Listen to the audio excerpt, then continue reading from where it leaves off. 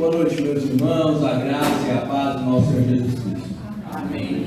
Deus é tão bom, tão bom, tão bom, que nos trouxe a sua casa, para que tivéssemos o privilégio de prestar culto ao seu santo nome. Louvado seja Ele por isso. Vamos abrir então as nossas Bíblias em Romanos, no capítulo 8, encerrando este capítulo.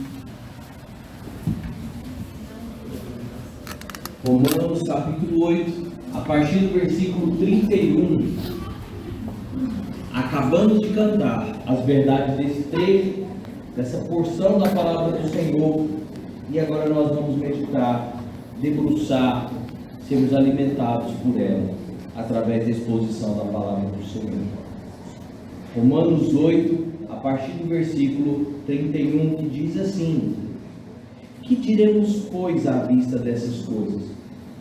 Se Deus é por nós, quem será contra nós? Aquele que não poupou o seu próprio filho, antes por todos nós o entregou, porventura não nos dará graciosamente com ele todas as coisas? Quem tentará acusação contra os eleitos de Deus? É Deus quem os justifica. Quem nos condenará?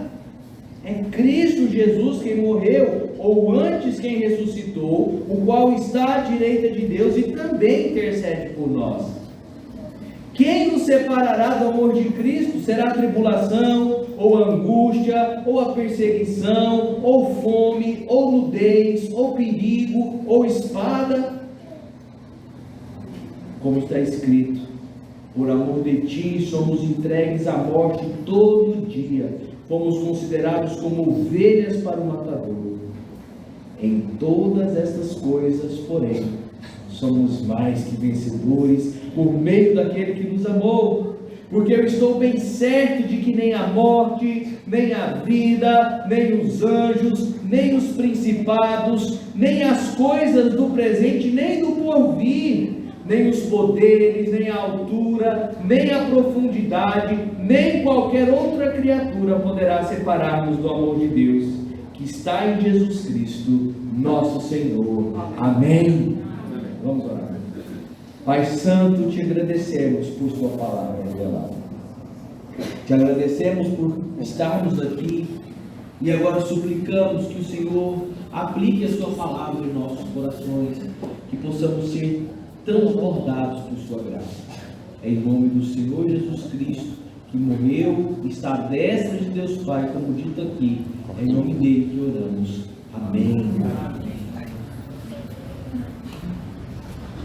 Hoje vai ser a base de muita água, por isso que eu fui não. Se você teve o privilégio de crescer nas escolas dominicais, como eu tive, eu espero que você tenha tido esse privilégio também.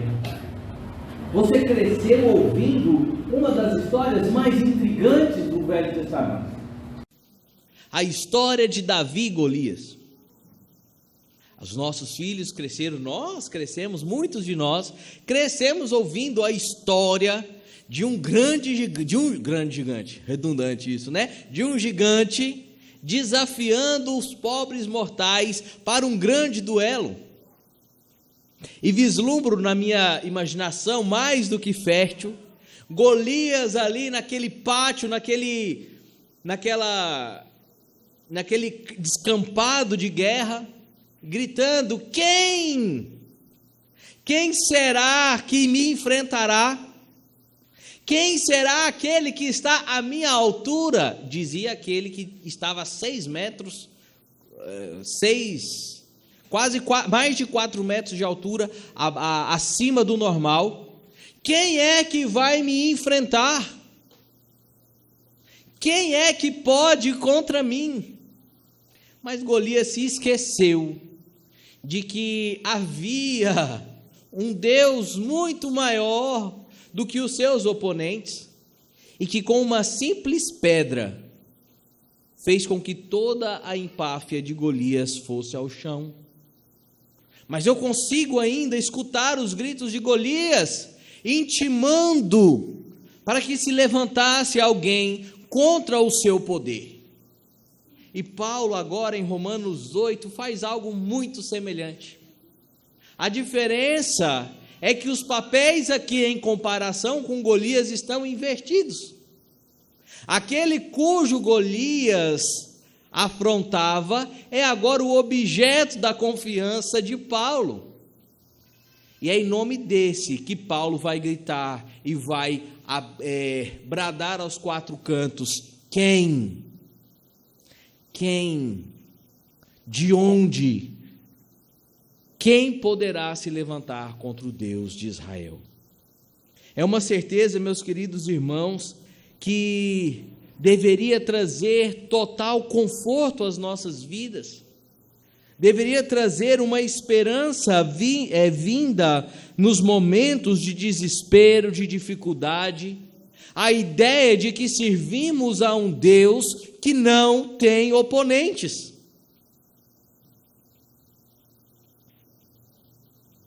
Se você gosta de carros como eu gosto, e acompanha o mercado automobilístico do Brasil, que por sinal está em caos, existe uma caminhonete, talvez você já tenha visto na rua, ela chama Dodge Ram, bonita, parruda, que nem é uma caminhonete, é um caminhão.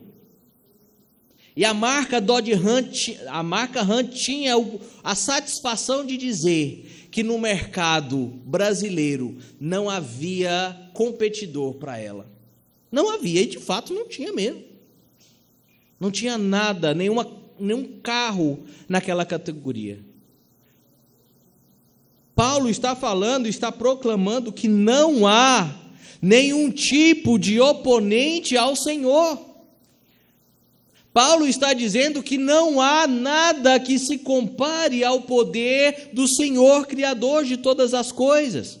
E talvez você criança, talvez você adolescente, visto em desenhos que existe uma guerra travada entre o bem e o mal, aquele símbolozinho que a gente vê em todo lado, né? Uma bola, um círculo com um lado preto, um lado branco, uma bolinha branca e preta em cada um, dizendo que existe um equilíbrio no mundo em que todo mal existe uma gotinha de bem e que em todo bem existe uma gotinha do mal e que bem e mal subsistem em um equilíbrio. E eu quero te desmistificar isso hoje. Isso é falso, isso é uma fake news. Não existe equilíbrio entre o bem e o mal, porque o bem já venceu, já derrotou o mal há muito tempo. E ao contrário do que muitos dizem, o Deus Todo-Poderoso não vive em guerra com Satanás. Satanás já está derrotado, Satanás já está aguardando o seu destino final e definitivo. Cristo o derrotou naquela cruz de forma implacável. E Paulo então apresenta todos os atributos ou todas as qualificações de que o Deus que venceu sobre o mal, o Deus que subsiste sobre todas as coisas, nos ama, nos cuida e protege a sua igreja. Assim, no versículo 31, na primeira parte, ele começa então discorrendo acerca desse amor. Que diremos, pois, à vista dessas coisas? Do que Paulo está se referindo? Que coisas são essas? São as bênçãos, carro, casa, o que mais nós temos ganhado do Senhor? Não, ele se refere aos nossos últimos 4 sermões. Quando lá no versículo de 1 a 11 ele vai falar sobre o que o Espírito Santo faz sobre a vida do crente, qual o papel do Espírito Santo em nos motivar, em nos fomentar o desejo, por exemplo, de vir à casa do Senhor. Ele está se referindo ao versículo 12, ao versículo 17, quando fala que fomos adotados por meio do sacrifício de Cristo, a sermos filhos de Deus. Agora, o ato da adoção, somos co-herdeiros com Cristo, desfrutando das mesmas maravilhas e benefícios. Ele se refere ao versículo 18 a 25, quando vai dizer que nada, que nenhum tipo de dificuldade pode ofuscar a glória do porvir. Começamos a ver isso hoje pela manhã. Não falte as próximas aulas, não falte a escola dominical de jeito nenhum, mas estamos vendo sobre isso. Nos versículos 26 a 30, ele vai falar que esse Espírito que age em nós também intercede por nós junto ao Pai com gemidos inexprimíveis. Essas coisas são as coisas que são fiadoras da certeza do amor de Deus por nós. É referente a isso que Paulo está dizendo. Que diremos, pois, à vista de tudo isso? E aí então, na parte B, ele diz: se Deus é por nós, quem será contra nós? Muitos têm usado esse versículo para, de forma perniciosa e pecaminosa, se embrenharem em atividades ilícitas, se embrenharem em situações, inclusive, onde se coloca o Senhor à prova, e batendo no peito, diz: se Deus é por mim, quem será contra mim? E a aplicação mais clara desse texto, meus irmãos, dessa parte desse versículo, é entender primeiro que Deus, o Deus Yahvé, o Deus Todo-Poderoso, que, como lemos em Isaías 53, que não poupou o seu Filho, mas antes moeu ele em favor da nossa salvação. Se esse Deus que criou todas as coisas em 6 dias,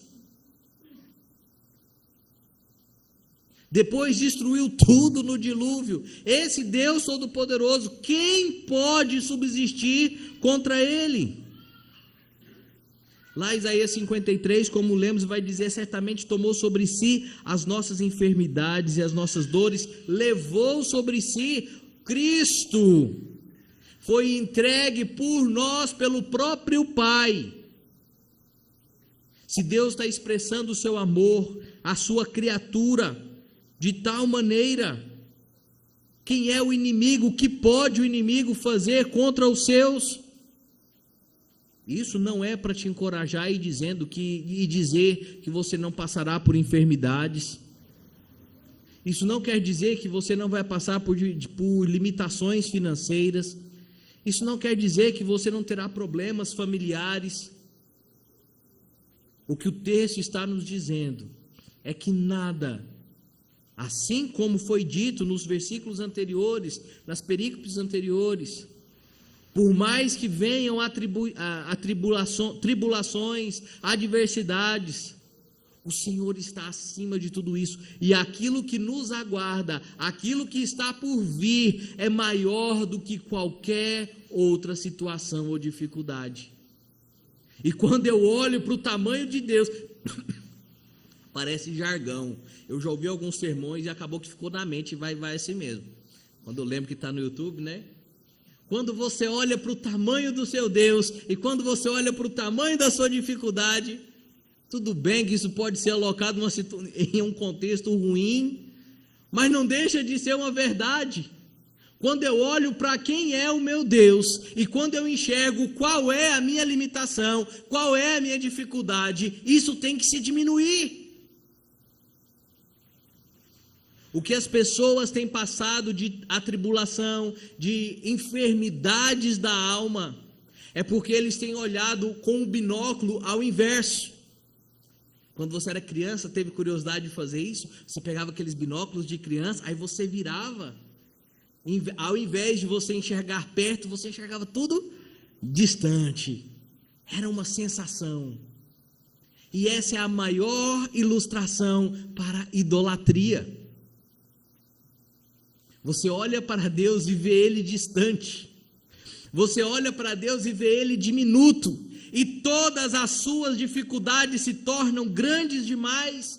E por você enxergar Deus tão pequenininho, tão longe, Ele não pode te socorrer na sua mente. Isso é idolatria. Isso é o que faz o homem se distanciar do Senhor. Mateus 7, no versículo 9 a 11, diz assim: ou qual dentre vós é o homem que, se porventura o filho lhe pedir pão, lhe dará pedra? Ou se lhe pedir um peixe, lhe dará uma cobra? Ora, se vós que sois maus sabeis dar boas dádivas aos vossos filhos, quanto mais vosso Pai que está nos céus dará coisas boas aos que lhe pedirem? A ideia é que o Senhor, ao nos criar e nos criar de forma perfeita no Éden, Ele nos amou a tal ponto, João 3,16, que envia o seu Filho em um ato de restauração, em uma missão de resgate por nós. E a condecoração daquele herói que foi à cruz no nosso lugar não foram medalhas, foi uma morte dolorosa, foi experimentar a ausência do Pai, o abandono do Pai, para que eu e você não experimentássemos isso, para que o peso, a consequência do pecado de Gênesis 3 não sobreviesse sobre nós, porque nós não a suportaríamos. Nós não temos caixa, nós não temos aporte para entrar em um litígio contra o Senhor. E Jesus, ele entra como financiador, ele entra como aquele que vai bancar o jugo do nosso pecado.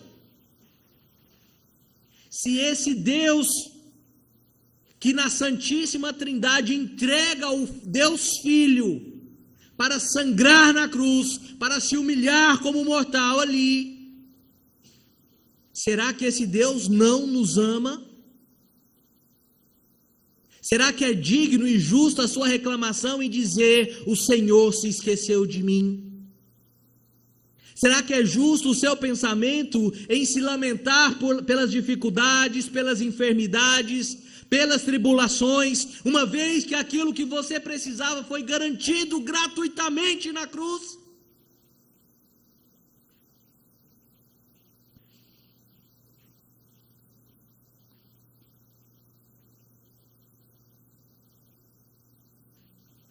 Aí ele vem com o versículo 32.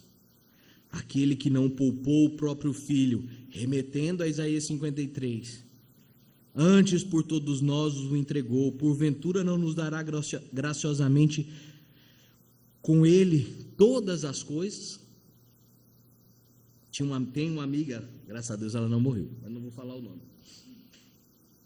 E ela dizia assim: Deus não manda a bênção pelas metades. Falava brincando. E por mais pentecostal que tinha essa frase, continha essa frase, né, toda a sua carga semântica, eis uma verdade.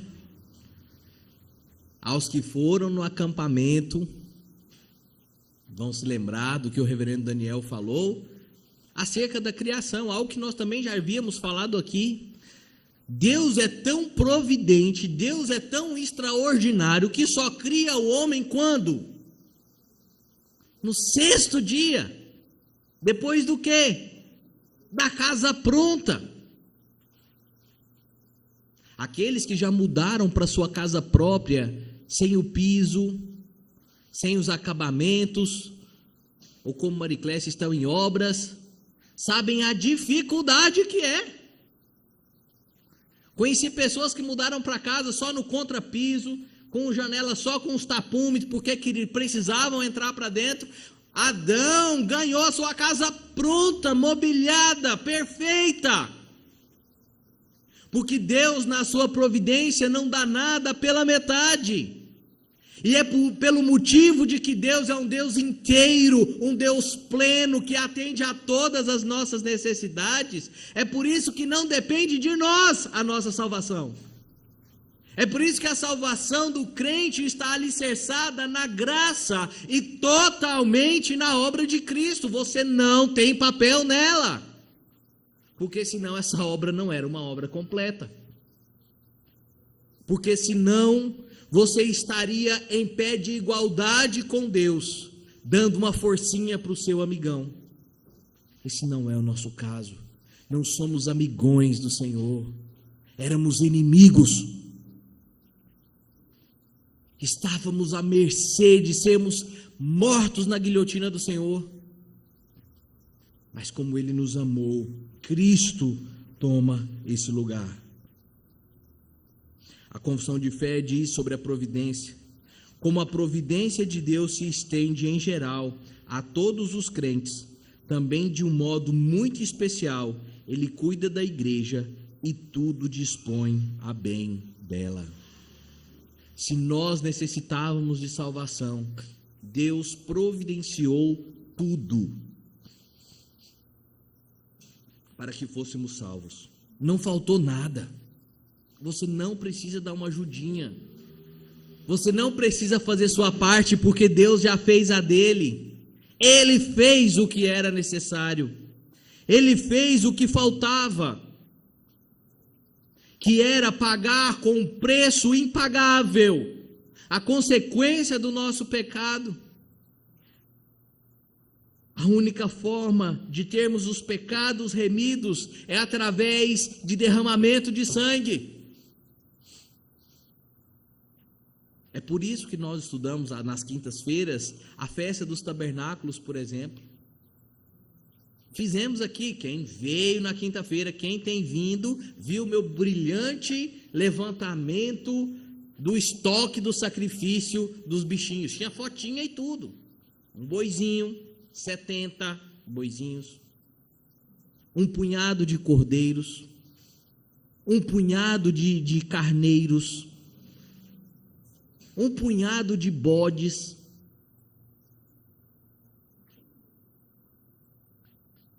Todos aqueles animais eram sacrificados para que o pecado daquele povo do Antigo Testamento pudesse ser aceito, que o arrependimento deles chegasse até o Senhor. Tantos animais, 70 novilhos. Quantos churrascos dão isso, meus irmãos? 70 animais abatidos. Imaginem, me perdoem a expressão, não me vem outra, a bagunça, a lambança de sangue que se fazia ali. Um animal já faz bagunça, mate uma galinha na sua casa e você vai saber o que eu estou dizendo. Imaginem 70 novilhos, mais um tanto de bodes, um tanto de cordeiros, um bode por dia. Era muito sangue vertido ali, para que o pecado do povo fosse perdoado. Até que então, Deus, na sua providência, levanta o cordeiro sem mácula, um cordeiro com sangue tão puro, com coração tão puro, que por meio dele libou todos os pecados do homem, pagou de uma vez por todas a nossa dívida. Amanhã é dia de pagar cartão de crédito. Não pague o mínimo. Pagar o mínimo, como falamos, é a mesma coisa de querer pagar o nosso pecado. Pague o mínimo hoje para pagar o dobro amanhã. Cristo, ele quita a dívida. Não sobram juros. Não sobra nada para depois. Ele quita, porque ele é perfeito. E depois dele não há mais sacrifícios, porque novilho nenhum vale o sangue do cordeiro pascal naquela cruz. Nós não mais derramamos sangue, porque o sangue precioso de Cristo foi vertido naquela cruz por você, pecador. Quem poderá contra um Deus que por um amor tão grande entregou o seu Filho por você? E os efeitos da cruz nas nossas vidas só se multiplicam. Entra o versículo 33 e 34. Quem tentará acusação contra os eleitos de Deus? Quem os condenará? Observem que Paulo está chamando. Levantem-se.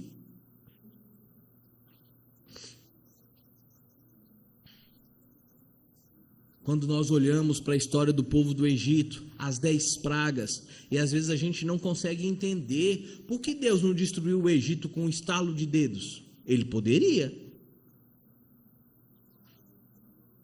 Mas Deus queria, de forma pedagógica, destruir Deus por Deus. Cada praga representava a destruição de um Deus do Egito, para mostrar que não havia Deus que pudesse contra o Deus de Israel. Quem se levantará? quem poderá então intentar acusação contra aqueles que o Senhor escolheu? E ele responde aqui no versículo 33: é Deus quem justifica. Como Deus nos justifica? O Catecismo de Heidelberg traz uma explicação para isso.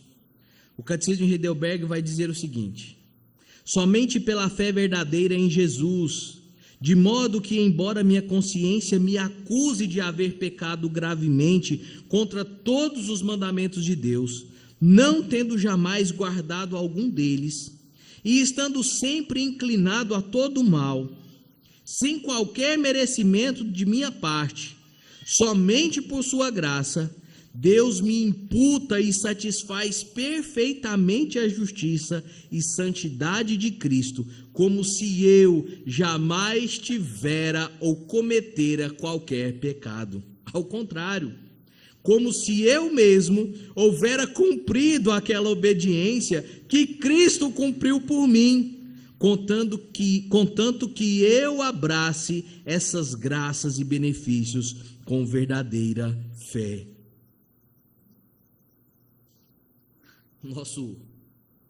O nosso judiciário entende bem o que é a justificação. Ele trata impostores, criminosos como inocentes.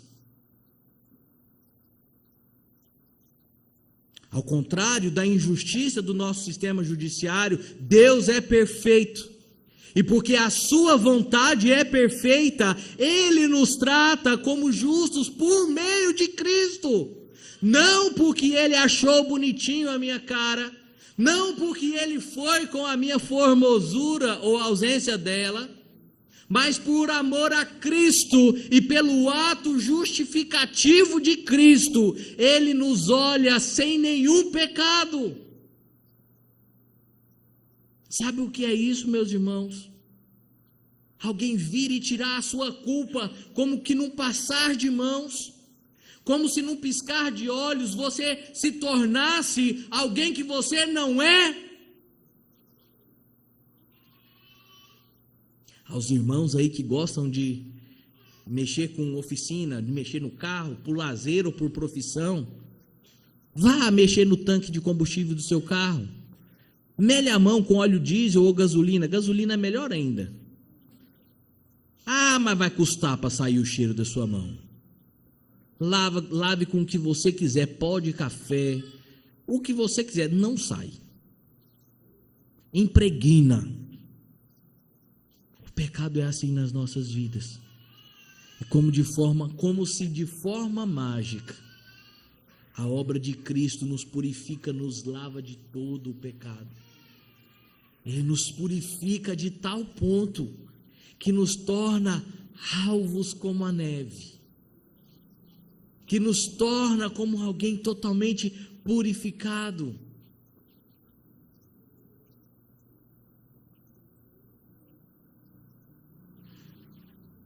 Deus nos justifica por meio de seu Filho. Quem tentará acusação contra os eleitos de Deus? É Deus quem justifica. Quem os condenará? É Cristo Jesus quem morreu, ou antes quem ressuscitou, o qual está à direita de Deus e também intercede por nós. A obra de Cristo, um dos papéis de Cristo, é exatamente agir como mediador. É agir como aquele que está ali, fazendo com que as duas partes entrem em um acordo. Entenda que essa ilustração, ela tem as suas limitações. É Deus quem propõe a reconciliação, por instrumento do Senhor Jesus Cristo. Deus não se voltou e disse: olha, eu quero entrar em acordo com o homem, porque eu também tenho a ganhar se o homem se voltar a meu favor. Não. Nada disso. Deus entrou em acordo com o homem, em pacto, em aliança, porque nos amou sem motivo algum. E Cristo, como mediador, nos justifica diante do Pai, intercedendo por nós.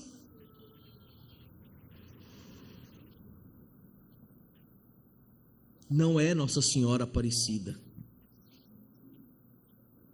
O nosso intercessor, o único que é o caminho até a salvação, o único que é a ponte entre o homem e Deus, é Cristo Jesus.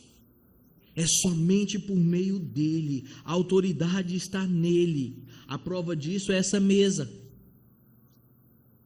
Porque ele enfrentou a morte, venceu a morte, ao terceiro dia ressuscitou e agora está à destra de Deus Pai Todo-Poderoso, intercedendo por sua igreja. Quem poderá contra um Deus como esse? Quem poderá, meus irmãos, intentar contra a obra de um Deus tão poderoso? Os seus problemas são tão grandes assim? O seu ego é tão grande que ofusca a glória de Deus? Os seus problemas são maiores do que o do mundo todo? Cuidado, para que mesmo na dificuldade, você não se torne um idólatra do seu próprio coração. Cuidado para você não inverter o binóculo e enxergar Deus tão distante que você acha que Ele não é capaz, que Ele não é o Deus que Ele é. Nações pereceram por pensar assim, os filisteus e todo o povo que pelejou contra o povo de Israel. Eles olharam para o povo, acharam um povo fraco, despreparado, desnutrido, mas não olharam para o Deus que era quem lutava e pelejava por eles. É Deus quem vela por nós, meus irmãos. É Deus quem intercede junto ao Pai, e é somente Ele. Então, Paulo ainda vai dizer no versículo 35, quem nos separará do amor de Cristo? O que pode ser maior do que esse amor? Então ele traz uma lista de coisas aqui. Será tribulação, angústia, perseguição, fome, nudez, perigo, espada. Será que qualquer uma dessas coisas pode nos apartar? Qualquer uma dessas coisas poderia ser motivo para dizer, porque Deus se esqueceu de mim, porque Deus não me ama. Nós supervalorizamos o nosso coração. Nós supervalorizamos a nossa existência. Nós nos achamos o centro do universo e queremos ofuscar a glória de Deus. E por isso os meus problemas são tão grandes. Por isso as minhas dificuldades são tão insuportáveis. Porque eu sou maior que Deus. Mas a partir do momento que você entender que não existe nada acima do Deus Todo-Poderoso, todo o resto se torna pequeno, inclusive você. Quando você entender quem é o seu Salvador, quem é o mediador, você vai entender o quão pequeno você é, o quão diminuto dentro do plano de Deus você é. E quando entender, você renderá glórias, porque esse Deus que é maior que todas as coisas te amou. Porque Paulo ainda vai dizer no versículo 36, por amor de ti somos entregues à morte todo dia, fomos considerados como ovelha para o matadouro. Hendrickson vai dizer que Paulo, ao citar o Salmo 44, que nós também lemos hoje, Paulo mostra que não há nada de estranho ou de inesperado acerca do sofrimento diário por causa do Senhor. O salmista confiava em Deus, do contrário, como poderia ele exclamar, tu, ó Deus, és o meu rei? E como poderia ele ter dito, em Deus me glorio todos os dias? Será que o salmista se esqueceu de Deus quando estava na caverna sendo perseguido? Será que o rei Davi se esqueceu do seu Deus quando foi perseguido por Saul, quando foi perseguido pelo seu próprio filho, quando os filisteus estavam à sua cola? Pelo contrário, meus irmãos, ele engrandecia o nome do Senhor e descansava a sua vida nele.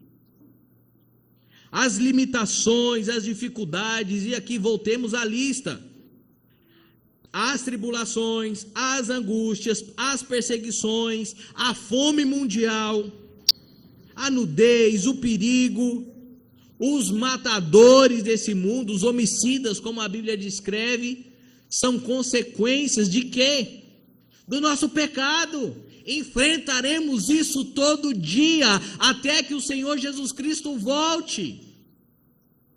E isso não torna Deus menor, isso não torna Deus diminuto, pelo contrário, porque mesmo em frente a todas essas dificuldades, mesmo em frente a todas essas limitações, o próprio Paulo vai dizer: quando percebo todas essas coisas, quando eu chego no fundo do poço, então é que eu vejo que eu sou forte, porque eu vejo aonde a minha dependência está, porque eu enxergo quem é o Deus da minha salvação. É por esse motivo, meus irmãos, que nada nesse mundo pode nos separar dessa glória, desse amor do Senhor. E não é porque eu sou bom, não porque eu tenho valor, é porque Deus me ama, é por causa dele, é pela misericórdia dele, e somente isso. Então ele conclui esse texto dizendo nos versículos 37 em diante: em todas essas coisas, que coisas? Angústias, tribulações, fome, nudez, perseguição, a espada. Em todas essas coisas, porém, somos mais que vencedores por meio daquele que nos amou, porque eu estou bem certo de que nem a morte, nem a vida, nem os anjos, nem os principados, nem coisas do presente ou do porvir, nem poderes, nem altura, nem profundidade, nem qualquer outra criatura pode nos separar do amor de Deus que está em Jesus Cristo, nosso Senhor. Que garantia, meus irmãos! Isso vale mais do que um cheque calção. A garantia de que por mais que os nossos corpos sejam moídos nesse mundo, a esperança não é o fim, porque alguém venceu aquele que era o nosso inimigo. Vimos pela manhã. Cristo venceu o inimigo irrefutável do homem, a morte. E Cristo a venceu ressuscitando, aguardando toda a sua igreja, para que no glorioso dia a igreja ressuscite com Cristo e possamos todos glorificar o nome do Senhor face a face. Maranata, que esse dia chegue logo. Em todas as coisas somos mais que vencedores. Não é que tudo que eu fizer vai ser uma coisa extraordinária, mas o que o texto está dizendo é que mesmo quando você for perseguido, lembre-se que Cristo também foi perseguido, ou você é maior que o Senhor. Lembre-se que quando você tiver fome, Cristo também sentiu fome como você, ou você é maior que Cristo. Lembre-se que quando você experimentar a perseguição desse mundo por conta do Evangelho, lembre-se que Cristo foi perseguido também, e por ele ser um Deus experimental, por ter experimentado na pele as mesmas provações que nós experimentamos, e por tê-las vencido, nós também podemos vencer em Cristo Jesus. É por isso, meus irmãos, que se por acaso você estiver refém de um pecado, lembre-se que você não precisa ser cativo a ele, porque Cristo lhe libertou. O autor de Hebreus vai dizer que Cristo experimentou as nossas provações, ele sabe o que você está passando. Quando vemos alguns coaches, alguma coisa falando sobre os nossos filhos, aí a gente olha, mas nem é pai, está querendo dar palpite na minha educação. Cristo não se casou, mas era o noivo da igreja. Cristo não foi pai, mas foi filho do Deus Pai Todo-Poderoso. Ele sabe tudo, ele experimentou. Diferente de Alá, que não é um Deus experimental, diferente de Buda, o seu Cristo sangrou por você na cruz. O seu Deus sangrou por você. O que lhe torna próximo, o que traz proximidade, intimidade. E por esse motivo ele se entrega na cruz, para que nós pudéssemos ter salvação. E por esse motivo, então, ele ressuscita para ser o mediador, para ser o intercessor da igreja junto ao Pai. Para que quando nós pedirmos perdão pelos nossos pecados, as nossas súplicas sejam aceitas. Não porque eu estou pedindo, mas porque eu estou pedindo em nome do Cristo que ressurgiu dos mortos. Fiados, meus irmãos, nesse amor, fiados pelo sacrifício de Cristo, nós devemos buscar arrependimento. Fiados por esse amor imensurável, nós devemos mudar as nossas vidas em conformidade com o evangelho da salvação. Descansar as nossas vidas no Deus providente, no Deus que nos amou dessa forma extraordinária, providenciando a nossa salvação. Mesmo antes de você nascer, você já estava salvo, porque Deus providenciou em Cristo Jesus isso. Louvemos a este Deus que nos ama a tal ponto que entregou o seu Filho para morrer naquela cruz. Sendo assim, meus irmãos, descansemos, mesmo frente às dificuldades, sabendo que por todas essas provações, por todas as dificuldades, Cristo já as venceu na cruz por você. Seja enfermidade, seja dificuldade financeira, seja dificuldade conjugal, seja dificuldade na educação dos seus filhos, Cristo já venceu. E haverá o dia em que esses efeitos do pecado não mais serão parte das nossas vidas, mas nós desfrutaremos da plenitude dos tempos, da shalom do Senhor e o gozo eterno face a face com o nosso Deus. Amém.